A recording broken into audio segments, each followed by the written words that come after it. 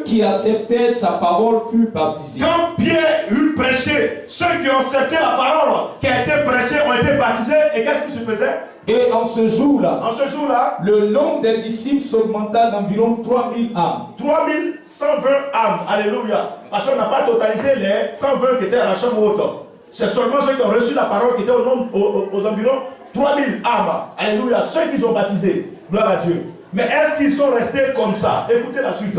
Ils persévéraient dans l'enseignement des apôtres. Regardez ce que Dieu a fait. Il a mis quoi? Est-ce qu'il a mis la charrue avant les bœufs? Non. Il a mis les enseignements d'abord. Il a mis la parole d'abord. Ce qui est important, c'est la parole. Ce n'est pas aujourd'hui le fait de passer des spots et ce n'est pas un coup de millions sur les antennes, prophète de miracles. On s'en fout des miracles. Alléluia. Ça fait des miracles. Vous n'avez jamais vu ça?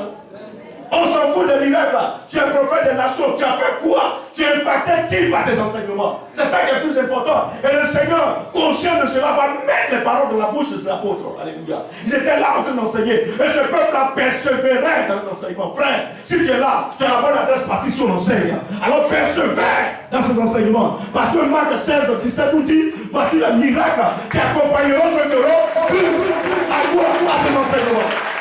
Alléluia. Ne regardez à gauche, ne regardez à droite. Regarde dans la parole. La parole est Dieu. C'est pas elle que tout existe. Tu cherches quoi ailleurs? Quelle révélation tu cherches? La véritable révélation, c'est ce qui a fait tout apparaître. Et c'est quoi? C'est la parole authentique qui est là. Et ce matin, cette parole te visite. Alléluia. Donc reçois-la. N'attends pas qu'on dise, non, voilà, maman est en train de te tuer. T'as quelle âme pour te défendre? Alléluia.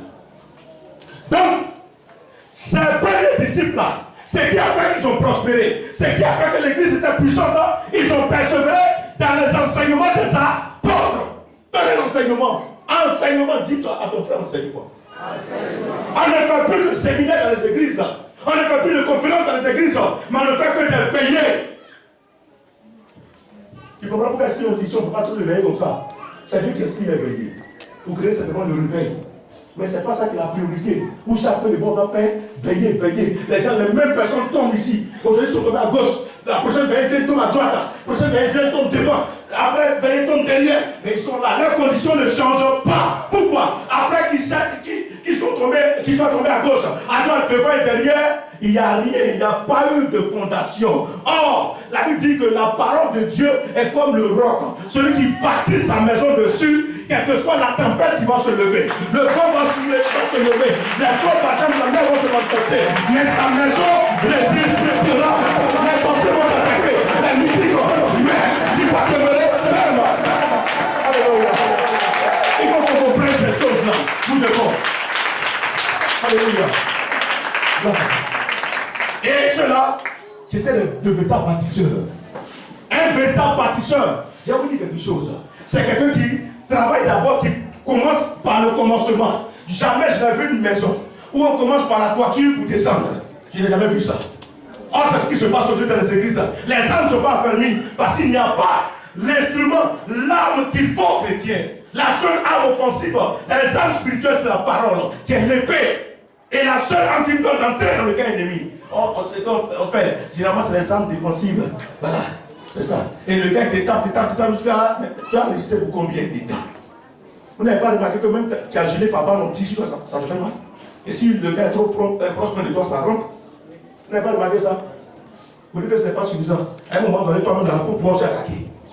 Et dans l'invasion des héros, on est tous équipés de notre épée. Alléluia. Ils vont entrer dans le camp ennemi. Et il y a quelque chose que je dois te dire. Alléluia. C'est que le Seigneur me disait comme ça, tu es mon serviteur. Il a dit moi d'expérimentation. Mais c'est ce qui suit. Il dit non. Il dit seulement de la victoire. Alléluia. On prend le vent de la victoire. Je ne sais pas qui te combat depuis longtemps. Frère, tu n'as plus rien à faire dans cette histoire. Regarde à ton Dieu, masse d'ignorants, probablement assassins, et tout ce qui sont mettés dans ta vie. Tu peux le tuer. Parce que nous sommes dans le plan de la victoire. Dixième mois, j'ai décrété sa loi de victoire. Ils n'ont qu'à faire. Ils ont trop grandi, ils ont poussé poil, tout ça là. Ok, on a compris tout ça. Mais Dieu dit, c'est pour nous. le trophée là, ça sera donné à quelqu'un. Alléluia.